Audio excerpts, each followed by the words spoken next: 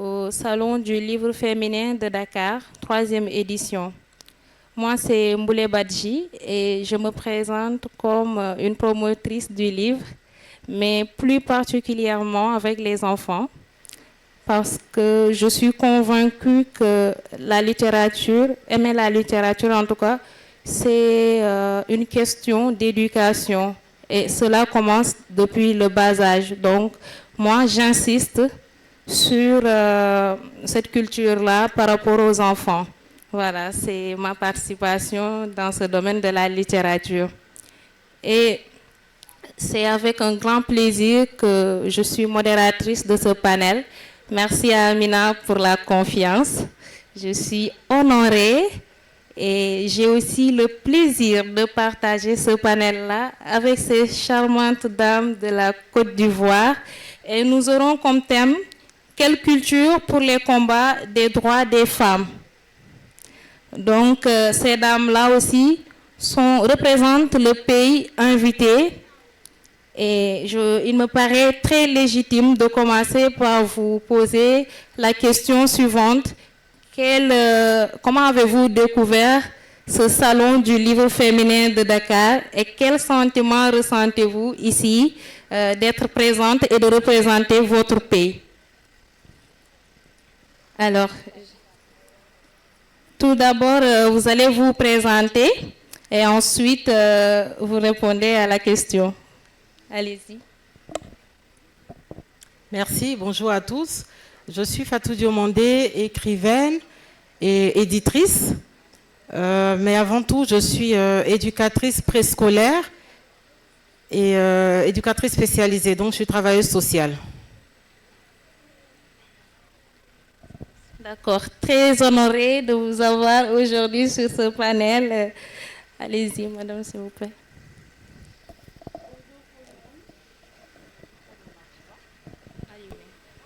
Allô? Ok, c'est bon. Bonjour tout le monde. J'espère que vous allez bien. Alors, je suis Sibi Adja Djeneba. Je suis écrivaine, rédactrice web et aussi membre de la Ligue ivoirienne des droits des femmes. Je suis très enchantée d'être là aujourd'hui. Allumez.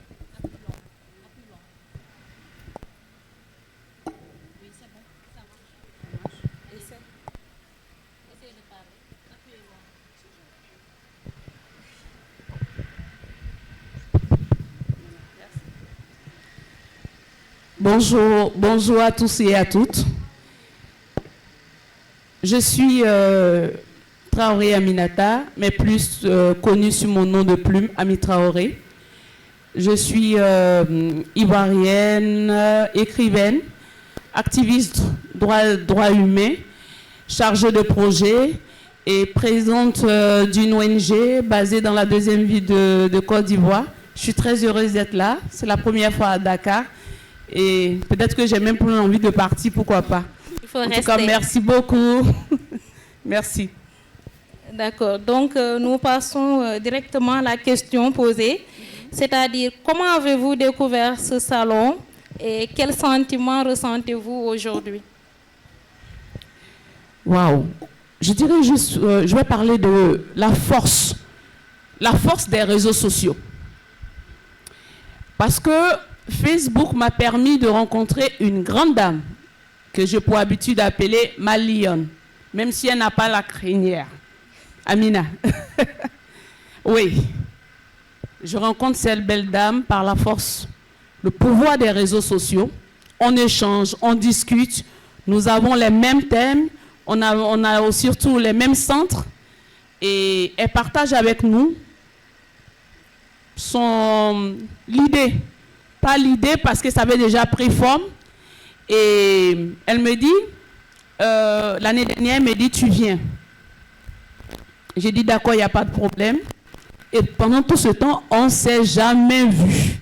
J'ai dit, mais au lieu de venir, mais si toi tu viens? Oui. Et si toi tu venais? Et finalement, Amine est arrivée à Abidjan. Elle est arrivée pour le salon du livre d'Abidjan, le SILA, avec la délégation sénégalaise. Et c'est la première fois quand on se voyait. C'est pourquoi je parlais du pouvoir des réseaux. Et on a échangé. Elle m'a dit, pour cette année, c'est la Côte d'Ivoire qui est pays invité. Et je serais très heureuse de vous retrouver. Je me suis dit, oui, c'est une idée. Mais on a tellement cru en l'idée que finalement, cela a pris forme et on en a aujourd'hui. Et je voudrais te dire un grand merci. Merci pour ta bonté, ton humilité et surtout, merci pour ce cadre que tu nous donnes de venir célébrer le livre, les lettres, les mots. Merci infiniment, Amina. Et en passant, je voudrais dire merci infiniment à toute la team qui t'accompagne. Merci. Merci, ok, à vous. Alors, pour répondre à la question, pour ma part, je ne connaissais pas Amina avant. Je l'ai aussi rencontrée aussi là, au Salon international du livre d'Abidjan. J'étais sur mon stand quand elle est arrivée et nous avons fait connaissance par là, nous avons échangé nos contacts. Et ensuite, elle m'a parlé du salon et je me suis dit que ce serait une très belle occasion pour moi de rencontrer mes lecteurs sénégalais parce que je suis assez présente sur les réseaux sociaux et j'ai beaucoup de lecteurs ici. Et je cherchais une occasion pour venir une première fois à Dakar pour rencontrer ces personnes-là qui me suivent depuis très longtemps. Et Amina m'a proposé ce cadre, ce beau cadre. Et ça m'a enchantée déjà parce que ce cadre-là déjà magnifiait les écrits des femmes. Généralement, on participe à des salons qui magnifient l'écriture tout simplement, ou le livre tout simplement. Mais un livre écrit par des femmes, un salon qui magnifie les écrits spécialement des femmes, c'était vraiment inédit pour moi. Et je me suis dit, il faut que je me donne les moyens d'être là. Et je suis très heureuse d'être là aujourd'hui. Merci, Amina. Merci aussi à vous. Merci. Alors, comment est-ce que j'ai rencontré Amina? C'est aussi au Salon du Livre International d'Abidjan, aussi là. Amina m'a été présentée par Ami Traoré, qui est ma consoeur. Amina est venue vers moi, elles ont rendu visite à mon stand, donc les éditions Calbas. Nous avons échangé du salon du livre féminin, que j'ai trouvé très original. Je me suis dit, c'est vraiment une première, en tout cas pour moi, c'est la première fois d'entendre parler d'un salon qui rassemble que des femmes, pour porter leur voix, pour partager, pour échanger. Et Amina m'a dit, bah, tu feras partie de l'équipe, voilà, des auteurs qui viendront à ce salon. Elle a tenu parole, j'ai accepté. J'étais impatiente et c'est moi qui posais des questions. Mais Amina, c'est pour quand? Voilà, c'est pour quand? Il faut bien qu'on en échange. Quand est-ce que je viens à Dakar? Donc là, je suis là. Très bel accueil. Merci à l'équipe, merci à Amina. Voilà, simplement merci pour cette femme forte qui se tient devant nous. Merci. Merci à vous d'apporter une touche aussi magnifique à ce salon. Amina a eu vraiment raison de vous avoir invité et que la Côte d'Ivoire soit le pays invité surtout. Aujourd'hui, notre thème, c'est quelle littérature pour les combats des droits des femmes. Et donc, on sait que partout dans le monde, le droit des femmes a toujours été revendiqué de génération en génération. Il y a eu des changements, certes, mais nous restons toujours dans une société assez patriarcale où des défis sont là et le combat donc continue. Et donc, selon vous, comment la littérature a-t-elle joué un rôle dans l'évolution des droits des femmes au fil des années? Si une de vous peut répondre à cette question, elle est ouverte à... Voilà. Donc, je vais prendre la main. Alors, selon moi, la littérature a vraiment révolutionné les droits des femmes. À partir du moment où les femmes ont commencé à écrire sur ce qu'elles vivaient, à libérer la parole, à briser certains tabous dans les écrits, ça a commencé à changer des choses dans l'imaginaire du public. Et moi, par exemple, c'est vrai que j'aimais beaucoup lire étant enfant.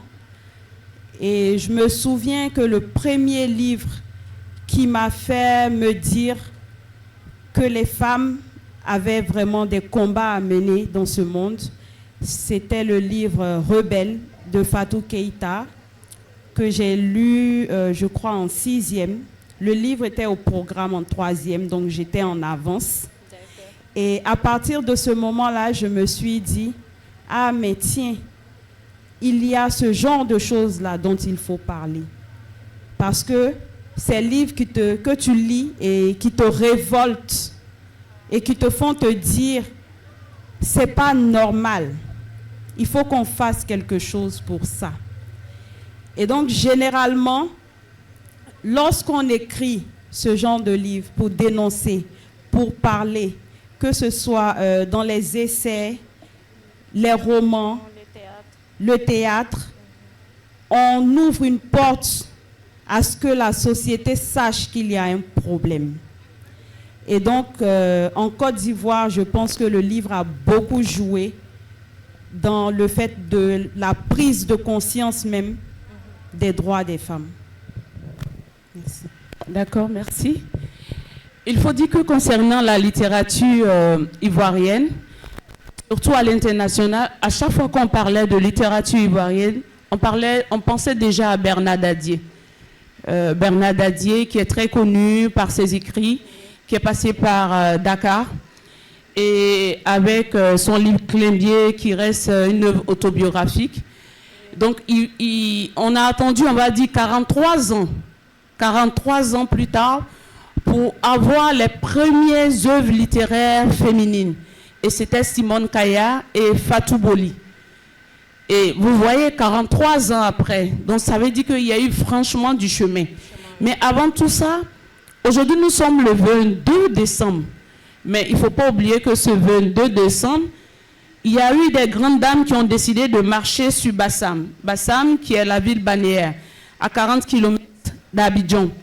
Et ces femmes-là ont donné de la voix parce que aujourd'hui, quand on parle de la cession de nos États à l'indépendance, on efface, ou bien je ne sais pas si ce sont des troubles de mémoire, on finit par gommer un peu qu'il y avait tellement de figures masculines et féminines qui ont donné de la voix, qui ont donné de leur sueur, qui ont donné de leur sang pour aujourd'hui qu'on puisse se retrouver être indépendant. Et surtout pour les hommes. Et pour ces femmes-là, ça fait 75 ans aujourd'hui. Mais on n'était pas nés. Mais c'est grâce à cette littérature. C'est grâce aujourd'hui à ce qui est relaté. Aujourd'hui, si vous arrivez à Bassam, il y a un monument. Il y a un monument qui vous accueille pour montrer combien de femmes ces femmes-là se sont données. Et j'ai beaucoup de respect. Et elle dit, il y a Anne-Marie Raji, Marie Corée, et c'est toutes ces femmes-là qui ont donné de leur vie. Je dis toujours par rapport à ce que vous dites, je n'ai pas de prétention parce que ça soit de la poésie, que ça soit le roman, que ça soit le conte, que ça soit l'oralité, le plus important, c'est de donner de la voix. C'est de mettre des mots et des lettres. Et on nous dira que forcément, est-ce que il y a de la... c'est vrai qu'aujourd'hui, peut-être à l'heure des réseaux sociaux, on voit beaucoup de femmes. Mais avant, il y a eu encore plus de femmes qui ont osé, qui ont eu l'audace d'aller briser ce mur du silence parce qu'elles étaient enfermées dans un carcan. Mais elles ont brisé le mur du silence avec les âmes qu'elles avaient. Et comme j'ai dit, c'est 43 ans après la sortie du premier livre masculin qu'on a eu les premières œuvres littéraires. Et aujourd'hui, par exemple, on ne peut pas parler de la condition sans parler de Regina Yaou, mais qu'on sait en parler. La révolte d'Afiba. La révolte d'Afiba, cette institutrice à qui on décide, parce qu'elle est veuve aujourd'hui, d'arracher tout. Mais elle dit non. Elle dit, parce que tout ce qu'il a eu aujourd'hui, il y a mon argent dedans. Donc, parce qu'il est décédé, vous estimez que c'est pour lui, on va tout prendre. Non, c'est sa révolte. Et aujourd'hui, grâce à l'action on va dire des écrivaines, parce qu'il y a eu ce débat-là par rapport à Maria Maba, est-ce que, on va dire aux demandeurs aussi, est-ce que les œuvres de Regina Yaou sont des œuvres féministes? On ne va pas rentrer dans ce débat, oui. Parce que Dr Fatou Sow a dit hier, c'est dans le contexte. Et dans ce contexte encore, moi j'ai plus de respect encore parce que c'était dans un contexte encore plus difficile. Mais elle relatait des faits et nous aujourd'hui on recorte. Parce qu'aujourd'hui la loi permet à la femme d'avoir droit à la succession. Donc j'ai vraiment des grandes avancées. Peut-être que moi par exemple je me sens avec le roman où je me laisse évader avec ces mots, ces lettres. J'essaie de plus m'engager. Mais je dis quel que soit, c'est comme quelqu'un qui est malade, tu vas voir le généraliste et en fonction de tes besoins, il te dira d'aller voir un dermato, va voir telle personne. Le plus important, si tu vas voir la littérature, tu vas te retrouver, que ce soit le roman, la poésie, le théâtre, tu pourras vraiment historiser tout ce que tu ressens. Voilà. Qu'importe le genre, en tout cas, ce qui est important, c'est le message. D'accord. Merci. Alors, nous sommes partis, Amie l'a si bien dit, elle a parlé de nos dévancières. Depuis plusieurs années, nous sommes toutes nouvelles, hein, pour celles qui écrivent depuis 10 ans, 20 ans, 15 ans, même qui viennent de commencer. Mais on ne dira jamais que tout a été déjà dit. Il y a toujours des choses à dire. Il y a certaines qui sont arrivées à l'écriture parce qu'elles étaient littéraires, elles avaient déjà cette envie d'écrire depuis toute petite. Et il y a celles qui sont arrivées à l'écriture parce qu'elles avaient gros sur le cœur. Soit elles vivaient des souffrances conjugales, des souffrances, voilà, d'une manière ou d'une autre, elles ont voulu exprimer ces douleurs-là. Donc la Côte d'Ivoire, on a connu effectivement, après Bernard Dadier, feu Bernard Dadier, les femmes ne sont pas arrivées tout de suite à l'écriture, à la littérature. Mais de nos jours, nous avons, je ne sais même pas quel nombre, mais il y a un nombre infini de femmes aujourd'hui qui écrivent, que ce soit du roman, de la poésie, des pièces de théâtre, tout genre, de tout genre. Et dans ces écrits, il y a cette force que nous avons à transmettre ce que nous avons à dire, que ce soit pour la jeunesse, parce qu'il y a de plus en plus d'œuvres pour la jeunesse, que ce soit des femmes qui se mettent même dans la peau d'hommes, pour écrire ce qu'elles sentent. C'est une manière pour elles de décrire certains faits en prenant le personnage principal qui est un homme, alors que je suis une femme qui écrit. Et nous avons ces écrits-là. Bon, quand je prends mon livre Sous le poids de la tradition, qui parle de cette force de la petite Cathy qui veut aller à l'école. Donc c'est pour vous dire un peu que nous osons aujourd'hui écrire sur plusieurs thèmes comme nos dévancières. D'accord. Donc, il y a eu, comme l'a dit tout à l'heure Ami Traoré, que les luttes ont toujours existé. Il y a eu de nombreuses femmes qui ont eu à combattre pour la condition de la femme. Et donc, je m'en vais vous poser cette question-là. Quelles œuvres littéraires considérez-vous comme les plus influentes dans le combat pour les droits des femmes et pourquoi?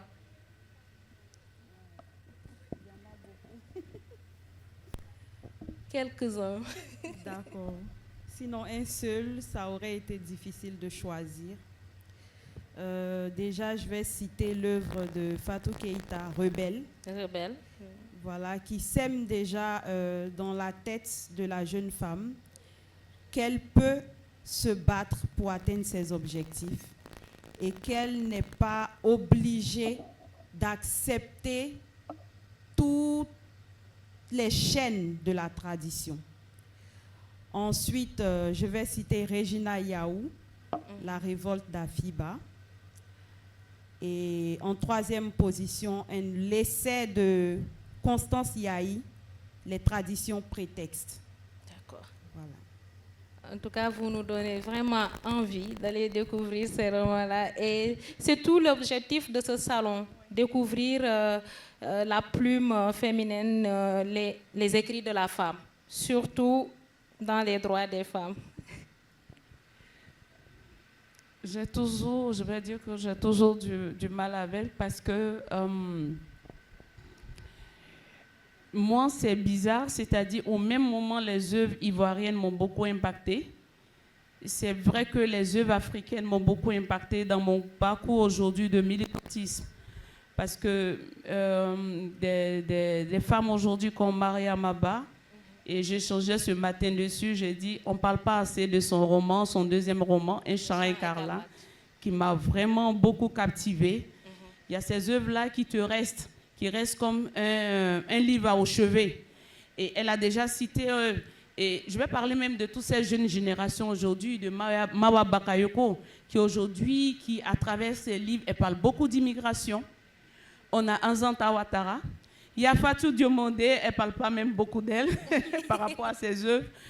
Et il y a Jenny, voilà, c'est ça, on dit la charité même commence par soi-même. Exactement. Voilà, il y a Jenny, il y a moi-même, il y a tous ces... Je vais dire que le plus important pour toutes ces femmes, même si ce n'est pas des œuvres forcément féministes, elles arrivent à trouver une plateforme où elles décident de parler d'un fait. Et hier, j'ai dit que le livre n'a pas besoin de visa ni de passeport. Exactement. Il voyage. Il voyage, il va très loin. Et une citation, un mot peut aider, peut sauver quelqu'un et peut surtout donner des réponses à quelqu'un qui se pose beaucoup de questions sur sa condition en tant que femme. Et c'est très important. Mais, je reviens toujours, moi, ça va rester, paix à son âme, Regina Yao, avec son œuvre Ewi Anka, le défi aux sorciers. Vous savez, ce qui c'est les sorciers, on en parle beaucoup. Mais cette femme qui va décider, parce que son fils a décidé de construire dans son village, finalement il va mourir. Mais Aveu et la maman vont décider de continuer cette maison. On va achever cette maison. Parce que c'est vous, à cause des sorciers, que les jeunes refusent de revenir au village pour investir. Vous avez tué mon enfant, mais moi je vais achever ce qu'il a commencé et je vais terminer. Et c'est la force de caractère. Et ce livre-là, ça reste un chef-d'œuvre. Et c'est quelqu'un qui a beaucoup écrit. Et même quand tu lui posais la question, est-ce que tu es féministe? Elle dit, c'est qui est sûr? Moi, j'ai fini d'écrire. Pour le reste, je ne gère pas. Donc, ce sont des œuvres qui nous ont beaucoup marqués. Et moi, je dis toujours aussi, il y a Anzata aujourd'hui, qui est très connue en Côte d'Ivoire, parce qu'aujourd'hui, elle a une œuvre qui est beaucoup adaptée cinématographique, Les coups de la vie. Mais au-delà de ça, elle a de très bons livres, par exemple Fela, qui parle de la condition de la femme. Donc, comme elle dit, il y a beaucoup aujourd'hui d'écriture féminine engagée. Et pour terminer, j'ai une amie qui devait venir, Patricia Aura, qui écritait, elle a une œuvre, Christelle, ou l'esclave sexuel. Et une deuxième œuvre qui est un chef-d'œuvre, La Baronne. Et j'espère de tout cœur que l'année prochaine, elle pourra être là pour pouvoir partager en fait aussi ses doutes, ses craintes aussi avec vous. Merci. Fatou? Merci. Alors, moi, citer des œuvres, vraiment, ça va être compliqué pour moi. Ça va être compliqué pour moi parce que je lis beaucoup d'œuvres africaines, surtout. Je lis beaucoup d'œuvres africaines, donc pas qu'ivoiriennes. Je sais que j'ai eu mon enfance aussi bercée, quand j'ai eu mon enfance au collège, bercée par Regina Yao qui revient, qui était comme ma maman. J'étais sur comment je l'ai connue, j'étais sur mon lit d'hôpital. J'avais vraiment envie de lire. J'avais des livres partout dans le lit. Et là, j'ai dit, il me faut lire du Regina Yao. J'avais jamais lu de thèse sur elle. Et là, après cette lecture, je pense qu'il y a quelque chose, il y a eu un déclic. J'ai eu à la rencontrer plusieurs fois. J'ai eu à prendre des conseils auprès d'elle jusqu'à ce qu'elle nous quitte. Je la côtoyais. Ensuite, j'ai Aminata Sofal, La grève des battus. Voilà. Donc, en matière de littérature, je lis beaucoup de littérature féminine africaine. D'accord, merci à vous. Et en faisant le tour un peu de tout ce que vous avez eu à écrire, on note vraiment une plume très engagée. On voit que vous êtes des militantes très farouches dans ce combat des droits des femmes qui nous appartient à nous tous, bien sûr. Et donc, comment les femmes auteurs représentent-elles les luttes pour les droits des femmes dans leurs œuvres? Avez-vous des exemples précis? Comment les femmes auteurs représentent-elles les luttes pour les droits des femmes dans leurs œuvres? Par rapport au thème, comment ça se passe? Bon, moi je dirais que tout dépend du genre littéraire qu'on utilise. Oui. Donc je répondrai pour moi, vu que moi j'écris des romans de fiction. Et donc pour représenter ces luttes-là pour les droits des femmes, je dépeins déjà des situations dans lesquelles les femmes se reconnaissent, pour ensuite les emmener vers ce qu'il y a lieu de faire. Parce que très souvent, on a été bercé par la société de choses qui nous conditionnent mentalement et qui nous bloquent.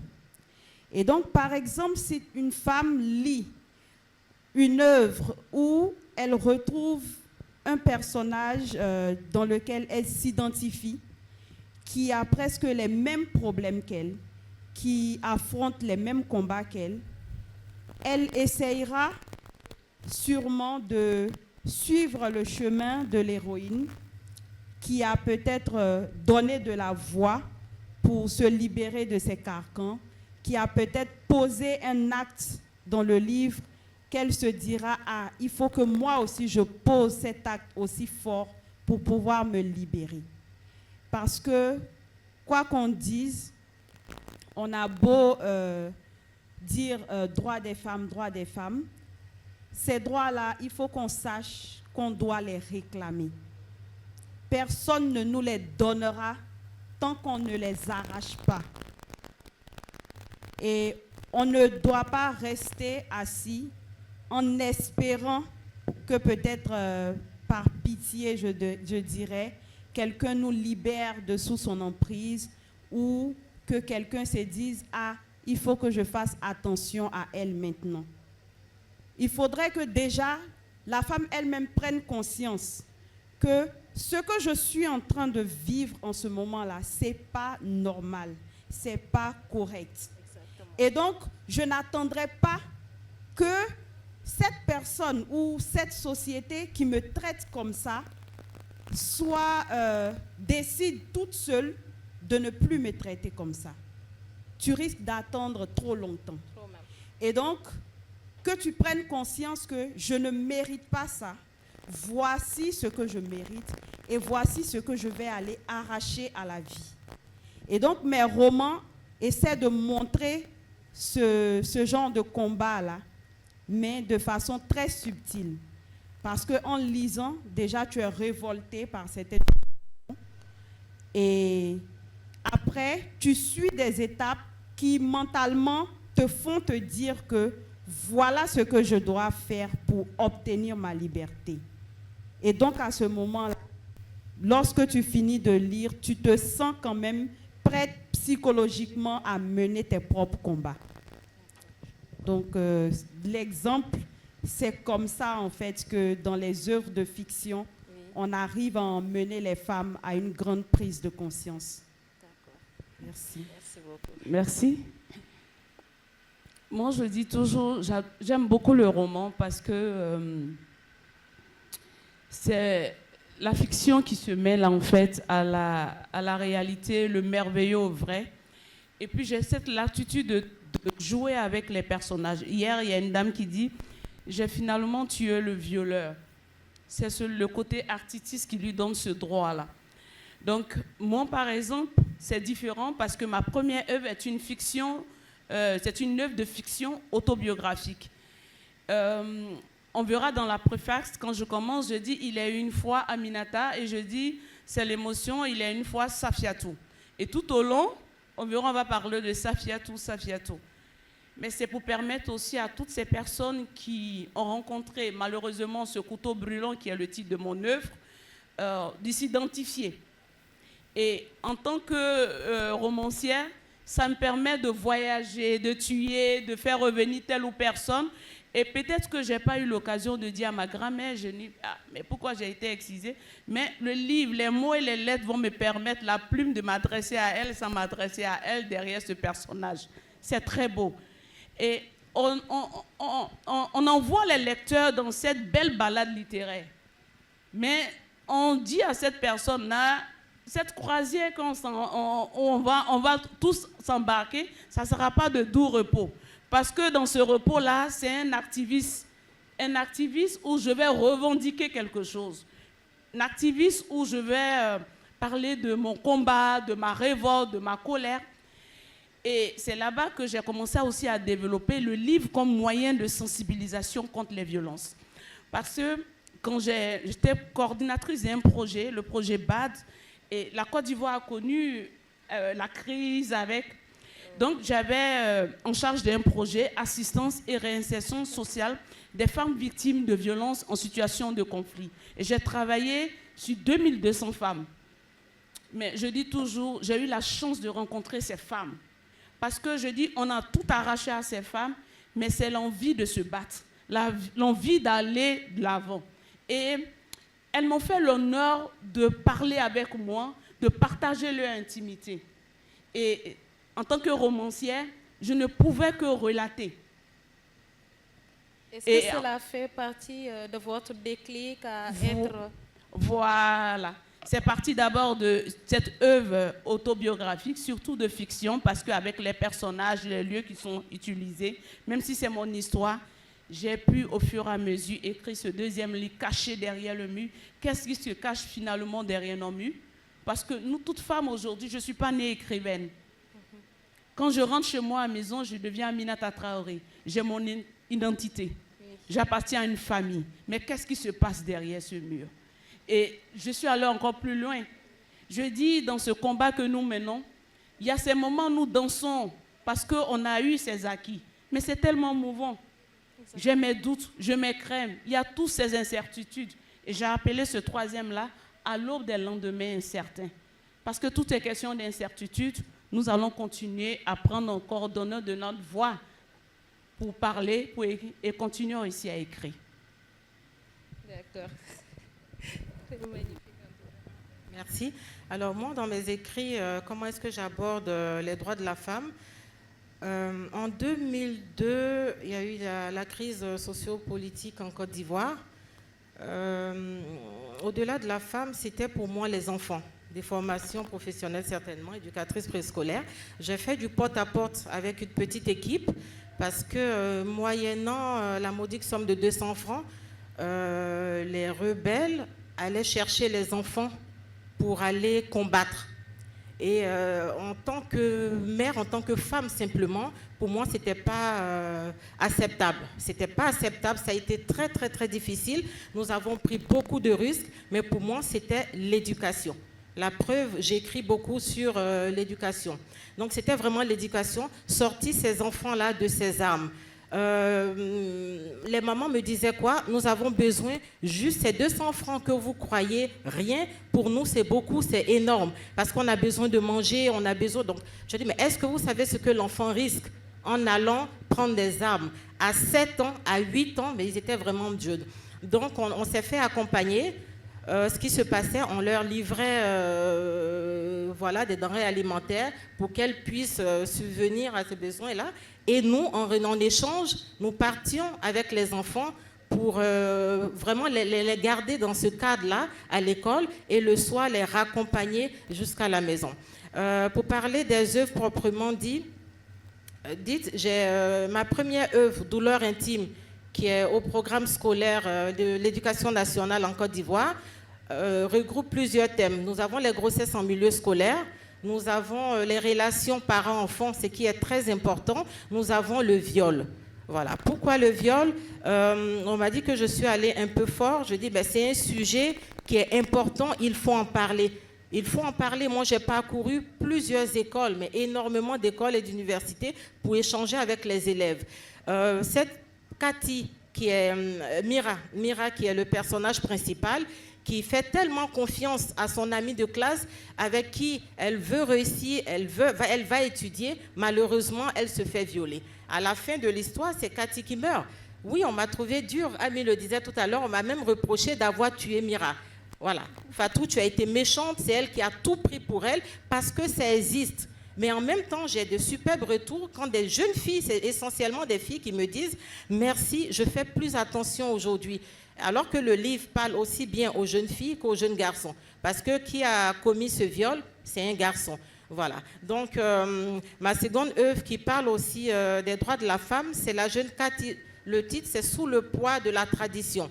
La jeune Cathy qui naît dans un village où aucune fille n'est jamais allée à l'école. Et Cathy, elle ne se laisse pas faire. Elle va se battre. Elle va se battre. On ne sait comment elle arrivera à écrire une lettre à Madame la ministre de l'Éducation nationale de son pays pour décrier cette douleur-là. Voilà, parce qu'elle a envie d'aller à l'école, elle a envie de faire comme ses frères, ce qui est impossible. Donc, à travers nos écrits, nous avons effectivement plusieurs moyens et plusieurs thèmes pour demander à ces jeunes filles-là et à ces femmes de se lever et d'agir. Voilà, donc ce que nous faisons, c'est de les booster. Merci beaucoup pour ces interventions tout aussi pertinentes les unes que les autres. On ne pouvait pas en tout cas imaginer une meilleure équipe comme ça pour parler des droits des femmes. Alors, pour les femmes de lettres que vous êtes, pensez-vous que la littérature peut être un outil efficace d'activisme? Si oui, comment?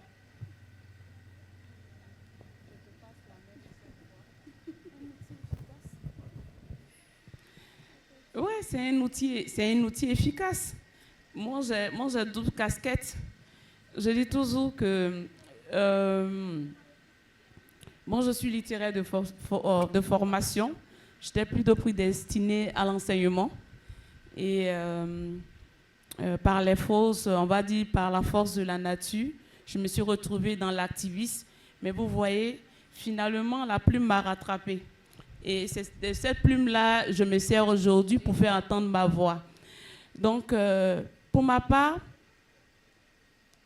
je me dis que le plus important, que ce soit la littérature, que ce soit la peinture, que ce soit la sculpture, que ce soit la danse, quel que soit le moyen où on peut se retrouver pour pouvoir s'exprimer, pour pouvoir donner de la voix, partager ses opinions, je n'ai pas de choix.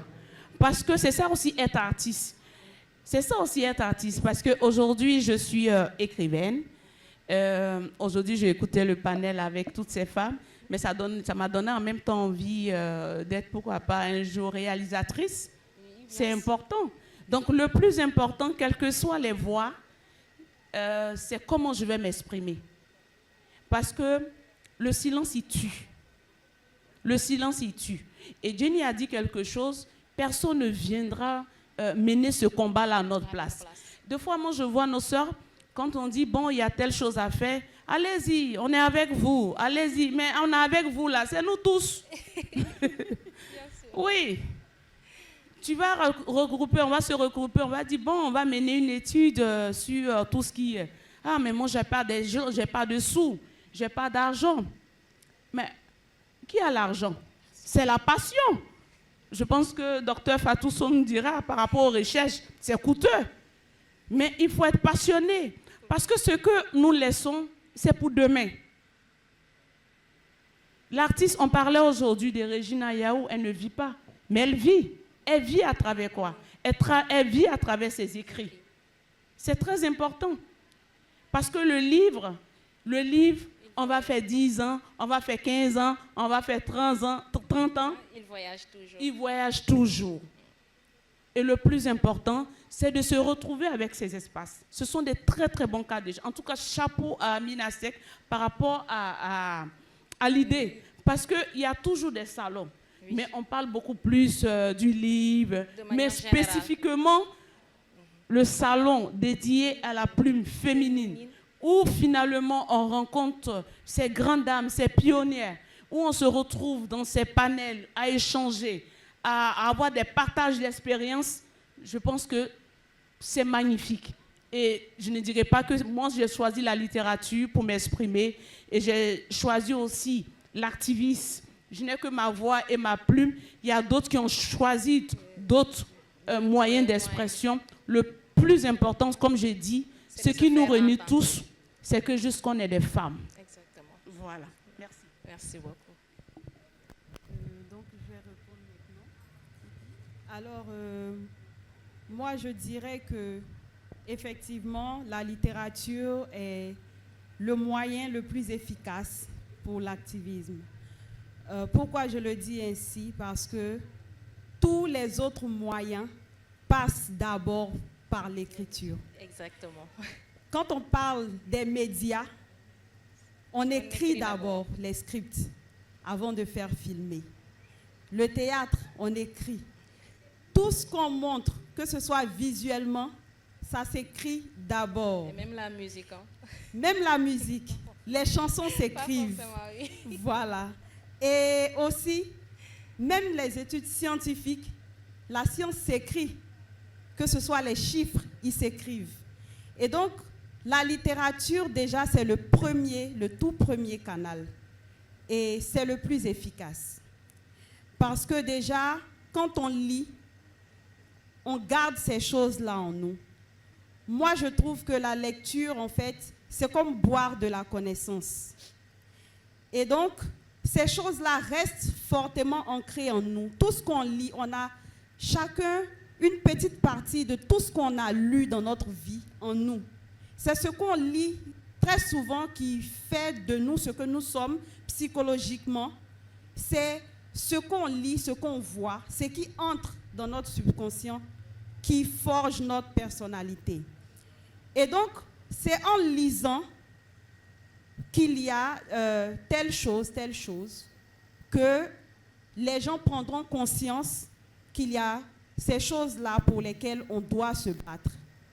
Et donc, je trouve que la littérature est le moyen le plus efficace même pour l'activisme. Et pour nous, la nouvelle génération, qui sommes très jeunes, notre activisme se fait en majeure partie sur les réseaux sociaux. Et même là-bas, on écrit, que ce soit sur les sites Internet, sur les réseaux sociaux, Facebook, Instagram, on écrit ces choses-là. Et c'est grâce à ces petits écrits-là, très souvent, on interpelle ces personnes qui sont assises derrière leurs écrans et qui voient que ces jeunes femmes-là sont en train de faire quelque chose pour les droits des femmes et décident de se joindre à nous. Et donc, on arrive à faire passer les messages. Donc, pour moi, c'est le moyen le plus efficace pour faire de l'activisme, quelle que soit la façon dont on écrit. Merci. Merci. Alors, je rejoins mes consoeurs. Il faut savoir, en matière de littérature, effectivement, pour impacter, il faut savoir quoi dire et quel canal choisir. Il faut savoir choisir le canal. N'oublions pas que nous avons nos mamans et même des personnes de notre génération qui n'ont jamais été à l'école, qui ne savent ni lire, qui ne savent pas écrire. Pour autant, on ne va pas les mettre de côté.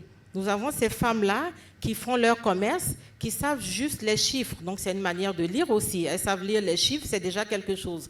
Donc, n'oublions pas que ce canal-là, il peut avoir plusieurs manières de partager, d'impacter, de faire passer le message, de faire savoir à cette femme qui ne sait ni lire ni écrire qu'elle a des droits, qu'elle doit faire respecter. Et il n'y aura personne d'autre, Jenny l'a dit tout à l'heure, il n'y aura personne d'autre à sa place pour le faire pour elle. Donc, c'est important aussi de penser à ce canal de communication et d'échange. Et puis, je voulais ajouter, parler de l'oralité. Aujourd'hui, je pense que même dans certaines universités aujourd'hui, l'oralité est enseignée. On voit tout ce qui est comme conte, où on se retrouve autour, parce que tout ce qui est... aujourd'hui, on parle d'abord de Samori Touré, on a parlé de tous ces guerriers, mais des Amazones, c'est parce qu'à quelque part, il y a eu quelqu'un voilà, qui n'arrête, voilà. On s'est retrouvés autour de ce feu. Mon père parlait de ça à tout moment. Et donc, il ne faut pas écouter l'oralité parce que ça reste, moi je dis toujours, ça reste ce premier genre quand même qui est à nous d'abord. Parce que c'est par là, d'abord par la parole. Et je n'ai pas mieux écrivain que les griots. Voilà, merci. D'accord. Ce n'est pas pour rien qu'on dit que l'Afrique est le continent de l'oralité. Voilà. Tout a été transmis par la parole. Et donc, comment la littérature, surtout par rapport au contexte géographique, comment la littérature sur les droits des femmes diffère-t-elle selon les cultures et les contextes géographiques? Parce que le combat d'une femme qui est au Canada n'est pas forcément la même qu'une femme en Côte d'Ivoire ou bien au Sénégal.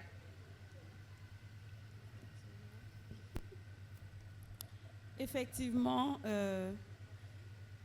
ça diffère beaucoup en fonction de la situation géographique et plus pour les cultures, parce que les cultures ne sont pas les mêmes, que ce soit, on dira, en Afrique de l'Ouest ou en Afrique du Sud ou en Europe, les cultures ne sont pas les mêmes. Il y aura forcément des disparités dans les combats de chaque femme. Mais généralement, il y a toujours un point commun. Parce que moi, j'ai lu des livres de femmes, que ce soit au Moyen-Orient, en Europe. J'ai lu une œuvre qui retrace un peu votre question, qui est La Tresse de Laetitia Colombani, qui suit le parcours de 3 femmes, une au Canada, une autre en Inde et l'autre en Sicile, sur une petite île. Et donc ces 3 femmes-là sont dans 3 contextes géographiques très différents, mais elles arrivent quand même à subir presque les mêmes abus de la société. Et donc, quels que soient les horizons où les femmes se trouvent, elles auront toujours des combats à mener. Elles auront toujours une problématique commune qui est le fait que nulle part, personne ne les considère comme étant égales à l'homme. Et donc, c'est un problème général, je dirais, quelle que soit la géographie. Même si dans les cultures, les détails peuvent changer, il y a ce gros clou-là qui est de la condition de la femme qui est universelle très souvent.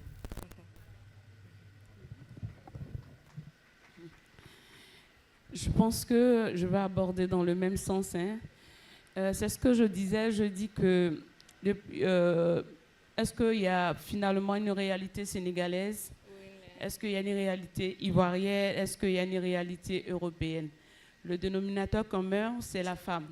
Voilà. Parce qu'aujourd'hui, même des sujets comme la polygamie, il y a des polygames aux États-Unis.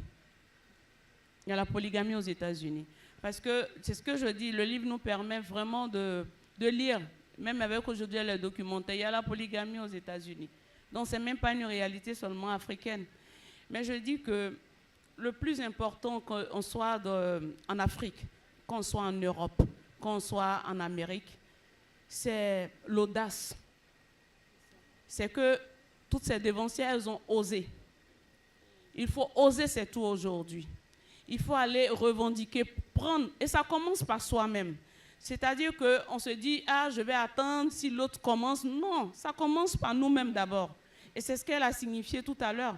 Parce que quand je prends toutes ces grandes dames, quand je prends Angela Davis, on va venir Simone Veil, Simone de Beauvoir, on va parler de Myriam Makeba, on va parler de Hélène Sterling Johnson, on va parler de toutes ces écrivaines, Ken Boku, Dr Fatou Sow, en Côte d'Ivoire, Simone Kaya, toutes ces femmes, il y a un seul mot, je dis toujours, elles ont osé, elles ont eu l'audace. Là, à un moment où il y a des femmes peut-être qui se sont dit, est-ce que je peux? Elles disent, je vais oser. Exact. Et quand elles ont osé, les femmes derrière ont suivi. Et chacune a appelé à écrire sa propre histoire. Moi, je dis toujours, on est des écrivains. Chacun a sa plume, chacun a appelé à écrire sa propre histoire. chacune a appelé à rentrer dans l'histoire. Et c'est ensemble que nous allons changer en fait cette manière, cette vision. Mais cela commence par nous-mêmes. Voilà, merci. Ok, merci. Ce qu'il faut retenir, j'emboîte le pas au fils, la bataille est commune. La bataille est commune parce que autant, c'est vrai que moi, pour ma part, c'est me battre déjà pour les droits de la femme africaine. Déjà ça, parce que nos réalités ne sont pas les mêmes. On aura beau dire effectivement, oui, le droit des femmes, c'est le droit des femmes, de toutes les femmes, mais nos réalités ne sont pas communes. Pour autant, nous avons ces femmes-là de l'Afrique du Nord, de l'Europe, qui subissent aussi ce que nous subissons ici en Afrique. Voilà, donc la bataille est vraiment commune et c'est pour ça qu'il faut vraiment se lever en une seule voix. Ami l'a dit tout à l'heure, il ne faut pas attendre que quelqu'un d'autre commence. Ça nous appartient, cette liberté, cette libération appartient aux femmes et à toutes les femmes. Merci beaucoup. Et Amina, tout à l'heure, je disais que c'est un excellent choix de mettre ici ces grandes dames qui parlent des droits des femmes. On se régale vraiment. Alors, quels sont, selon vous, les défis auxquels font face les auteurs lorsqu'elles abordent les droits des femmes dans leur travail?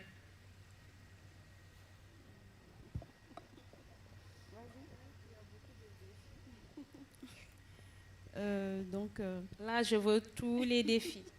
Tous les défis, ok. Il y en a quand même beaucoup parce que quand on aborde ces sujets-là, on essaie quand même de rentrer dans des sujets très tabous pour nos sociétés. Et donc, il y a les conservateurs qui ne seront pas forcément contents. Et on a ces défis-là, en fait, parce que généralement, on est accusé de vouloir influencer de la mauvaise façon la nouvelle génération. On est accusé de vouloir pervertir la société. On est accusé de vouloir détruire très souvent les couples. Surtout pour moi qui ai abordé le sujet du divorce dans mon roman Moi maîtresse, parce que je me dis à un certain moment, quand ça ne marche plus, il faut mettre un stop. Généralement, dans nos sociétés, il y a quelque chose qui me déplaît beaucoup, c'est le fait que dans la communauté, lorsqu'un mariage arrive à son terme, je dirais, lorsque ça ne va plus du tout, et qu'on sollicite des personnes clés qui sont censées nous aider à aller vers cette séparation-là, il n'y a personne. Généralement, que ce soit les guides religieux, les guides communautaires, personne ne veut en parler. Personne ne veut même écouter, surtout quand ce sont les femmes qui essaient de demander le divorce.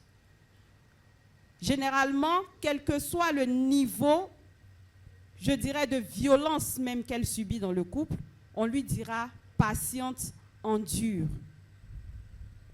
Alors que, normalement, que ce soit religieusement ou en fonction de la loi, il y a des dispositions qui sont prises, qui sont là pour le divorce. Il y a des textes, il y a des écrits. Lorsqu'on veut contracter un mariage, il y a tout le monde qui essaie en fait de sceller ce lien-là entre ces deux personnes. Mais lorsque ça en arrive au moment où il faut déceler le lien, tout le monde disparaît, on vous abandonne. Et c'est très très difficile, surtout pour les femmes musulmanes, de trouver des imams ou des guides religieux qui soient prêts à les accompagner, ne serait-ce même que leur expliquer le verset qui parle du divorce et leur dire leurs droits. Qu'est-ce que tu peux faire, qu'est-ce que tu ne peux pas faire? Elles ne trouvent pas. Personne ne veut s'impliquer dans le divorce. Et donc c'est une situation très difficile où certaines femmes sont obligées de fuir et se retrouve dans une situation très ambiguë où elle ne sait pas si elle est encore liée à ce mariage ou pas. Est-ce qu'elle peut refaire sa vie ou pas?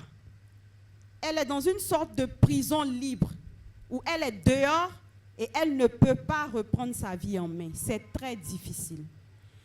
Et lorsque je parle en fait de ce fait-là, le plus gros défi, c'est que je suis obligée d'encaisser le fait qu'on me dise que j'attire les gens vers le divorce. Alors que non. Lorsque quelqu'un est malade et qu'il cherche à se soigner et que tu lui montres la route de l'hôpital, est-ce que tu attires la personne vers la maladie? Non. Et donc, je pense qu'il y a tous ces défis-là qui font que parfois, même en écrivant, on a peur de s'auto-censurer.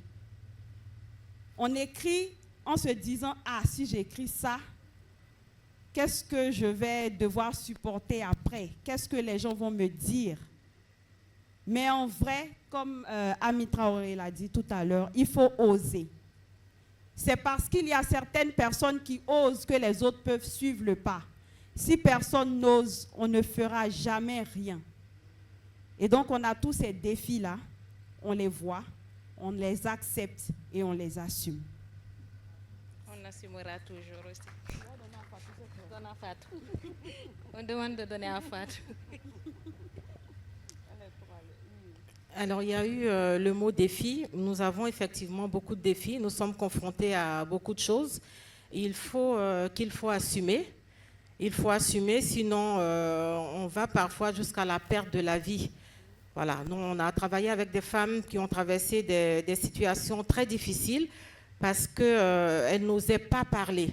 Elles n'osaient pas parler, elles ont développé des maladies dans le silence, elles n'ont pas osé sortir de leur zone de confort parce qu'elles n'étaient pas aussi écoutées. Elles n'avaient pas le droit à la parole, elles devaient subir. Sous prétexte que les parents, les grands-parents, voilà, ta grand-mère a subi ça, ça ne doit pas changer. On ne demande pas, nous ne sommes pas en train de demander de manquer de respect aux époux. Non, pas du tout, mais de s'affirmer et de dire non. Hier, j'ai entendu une belle phrase qui m'a fait rire. Il faut savoir dire merde avec élégance. Voilà. Donc, quand ça ne va pas, on dit stop. Quand ça ne va pas, il faut dire stop. Et il faut exprimer surtout ses ressentis. D'accord. Est-ce que, Ami, tu voulais ajouter quelque chose?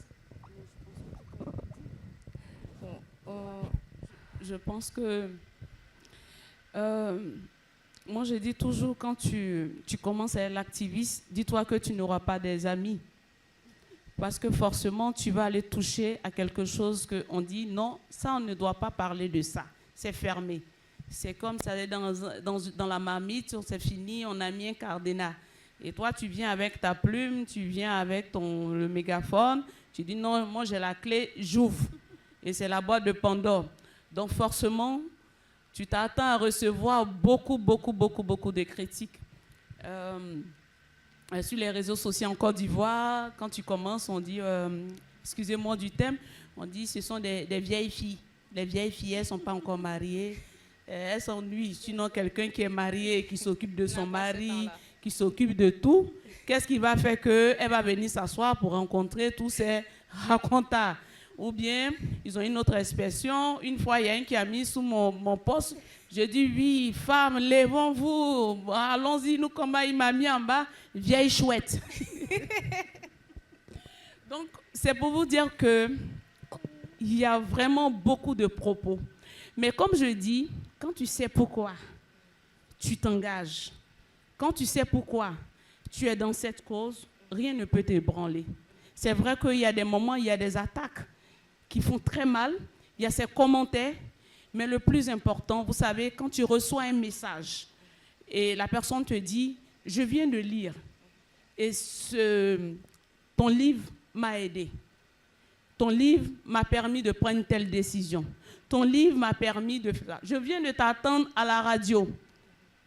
Ce que tu viens de dire, ça a suscité en moi de me remettre en cause par rapport à ce que je vis, de remettre en cause tout ce qui était standard. C'est ça le plus important. Voilà. Bravo, merci beaucoup. Nous arrivons à la fin de ce panel, malheureusement. J'aurais vraiment aimé continuer à discuter avec vous, mais nous avons été beaucoup trop pris par le temps. Et donc, s'il y a juste de petites interventions pour qu'on boucle en beauté. Vous voulez intervenir?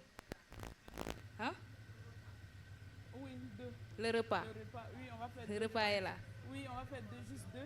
Oui, on prend juste 2. Hein? Voilà. C'est bon? Oui. Parce qu'on a faim.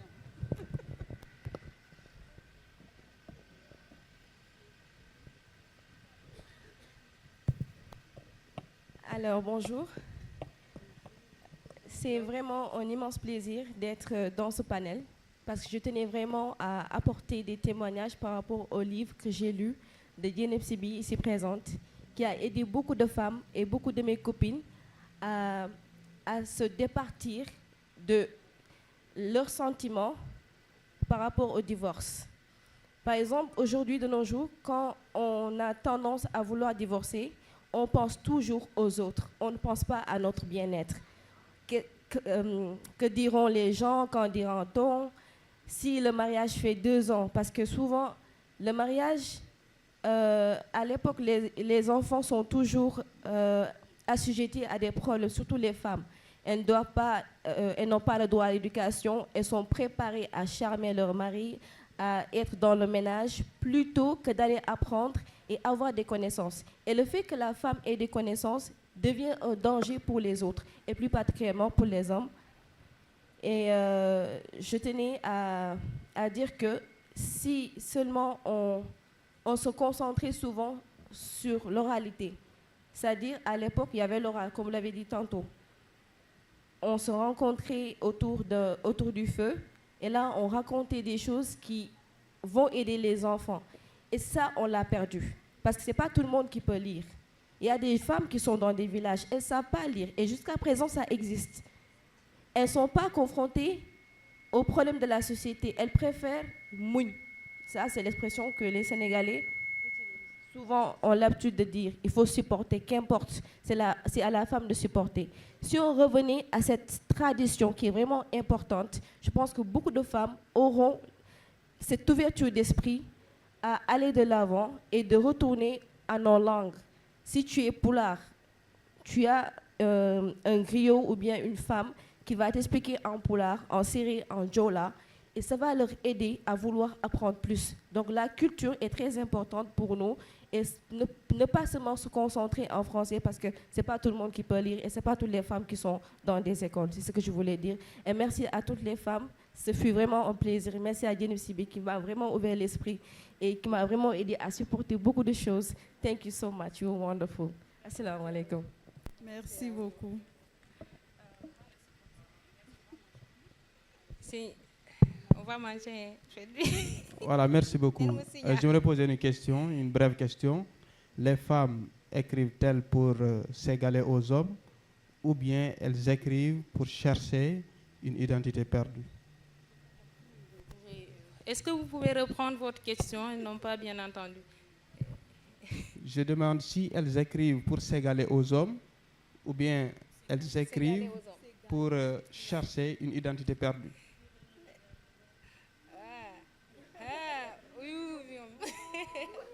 Un grand ou.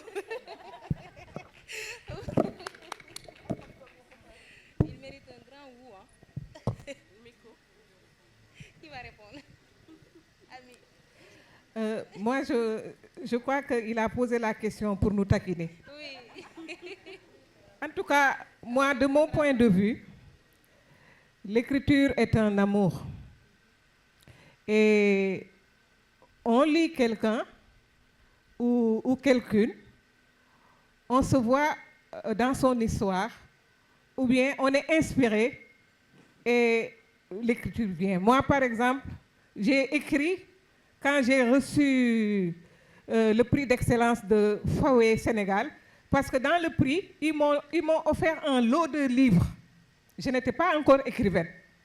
Dans ce lot de livres, en lisant, j'ai pensé à ma mère, à son anniversaire. Je lui ai écrit un poème à son anniversaire. Je n'avais pas d'argent pour lui acheter un gâteau. Alors j'ai fait un poème pour elle. Quand elle a lu le poème, elle a pleuré. Elle a gardé la lettre. Et la lettre est sortie quand elle est morte dans son armoire. C'est mon grand frère qui a sorti la lettre, le poème, et il me l'a donné. Après sa mort, la mort de ma mère, paix et salut sur elle. Alors, je me suis dit que moi, je suis éducatrice préscolaire, mais Dieu m'a ouvert les portes de l'écriture. Parce que si Fawe m'a offert des livres, c'était pour que je lise davantage, pour me cultiver davantage, pour servir mon État et pour servir la nation. C'est comme ça que j'ai écrit. J'ai écrit chansons de cœur, j'ai écrit poésie en circulation, j'ai écrit 20 contes, j'ai écrit d'autres recueils de poèmes qui ne sont pas encore publiés. Et je suis sûre que dans l'Assemblée, si toutes les femmes prenaient la parole pour parler, celui qui a posé la question aurait su que les femmes n'écrivent pas pour s'égaler à l'homme. Dieu a créé Adam et Ève, n'est-ce pas? Et Dieu a créé Adam. Ensuite, il a pris une côte pour en faire une femme, Ève. C'est pourquoi j'ai dit qu'il nous taquine. Moi, j'ai une petite phrase pour lui. D'accord. Pas pour répondre même à la question, juste une petite phrase. Votre question n'a pas lieu d'être parce que vous n'êtes pas le centre du monde. Les femmes écrivent parce qu'elles existent. C'est tout. D'accord, allez-y, docteur. Oui. Ouais, je suis désolée de prendre la parole parce que j'avais pas envie. Allez-y. Écoutez, mais je vais être peut-être un peu brutal, mais j'en ai marre de voir des petits garçons qui, après 3 journées de salon du livre féminin, s'entendre dire « Ah, c'est parce que vous ne voulez pas égaliser les hommes ». Alors, quand Senghor écrit « Femme nue, femme noire, vêtue de ta couleur, blablabla », c'est l'un des plus beaux poèmes écrits, je dis même pas en direction de la femme noire, hein, en direction des femmes. Est-ce que lui, il oserait dire à Senghor, c'est parce que tu aimes c'est parce que tu veux ressembler à une femme que tu écris ce poème? Jamais. Cheikh Anta Diop écrit sur le matriarcat. Le matriarcat, on peut être d'accord ou ne pas être d'accord, mais il y a une position des femmes par rapport à la maternité. Est-ce que lui, il oserait, dans sa petite tête, dire « Ah, mais Cheikh Anta Diop, il voulait être une mère, c'est pour ça qu'il écrit. » Alors, c'est ça. Alors, et je dis ça parce que je suis enseignante. À l'âge que j'ai eu des générations d'étudiants. À chaque fois, on fait un cours, et tout d'un coup, vous avez tout un travail de 3 journées où les femmes écrivent, impriment, il y a des tables qui sont là. Et on a tout d'un coup un gamin qui, pour faire le malin, vient vous dire « Ah, day dee wàññi gis nga wàññi boobu dañ ci tay wàññi boobu dañ ci tay gis nga wàññi bi dañ ci tay su ngeen mënul ngeen noppi su ngeen mënul ngeen noppi ndax gis nga sa yaay su toogoon fii doo ko ne waa yaay doo xam da ko wàññi sa yaay su taxoon wax ba pare dama doo ko wàññi mais ñi toog fii man ngeen ni waaw mais da ngeen bëgg noo góor moo tax ngeen di bind mais c'est quoi cette question là il faut que vous arrêtiez. Vous savez, on a eu et je termine là, il y a eu un des derniers féministes, femmes féministes auquel j'ai participé, c'était il y a 2 ou 3 ans à l'UVS, l'Université virtuelle du Sénégal. Et Absa Gassama qui est ici hier, fait le colloque, mais 3 jours. Son institution refuse de donner une salle dans le bâtiment qui était sur de Wakam. Mais elle finit avec ses petits sous qu'elle a été chercher à gauche et à droite. Moi, dans la bonne tante, le nabi. Tante bourrée, nous n'aimions pas de l'offre. Et il y avait dans l'ensemble que les femmes. Et il y a quelques étudiants, garçons, qui sont venus. Et on travaille pendant toute une journée. Toute une journée. Et après, il y a un jeune homme qui passe. Et on sait qu'il passe parce qu'il prend la voix et dit. Madame, je ne sais pas parce que c'est spécifique. Du genre ce qu'il disait. Madame, je suis rombon. Dès que je suis jigéen, je suis déglu di wax. Ah, yéen a ngi ngeen di wax. Waaw, mais jigéen yéen seen kàddu yi de amul maanaa de. Mais ce garçon, il a failli écorcher vif. Parce que Zoubida Fall de conversation féminine, dafa ne lay taxaw. ñëpp taxaw. Alors c'est cette insolence-là qui est insupportable. Si un homme se lève et parle ici, vous ne pivez pas. Si vous n'avez pas une question sérieuse à lui poser, vous n'ouvrez pas la bouche. Mais vous savez, 3 jours qu'on discute. Moi, ça fait 3 jours que je viens tous les jours à 9h ici. Et que je m'assieds. Je quitte ici à 20h. Et il faut qu'un petit garçon me dise, oh, façon, alors, yo, bon, c'est bien que tu m'appelles professeur quand même. Parce que de temps en temps, tu m'appelles maman. Mais non, je ne suis pas votre maman, je suis votre professeur. Je ne suis pas votre maman.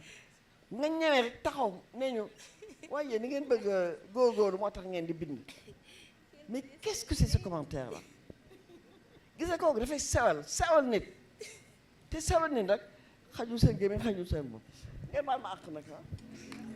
Alors, je pense qu'on ne peut plus rien ajouter après cette intervention. Merci d'avoir résisté à la fin pour assister à ce panel. Merci à ces charmantes dames. Merci, cher public. Allez, allons faire ce qu'on aime tous.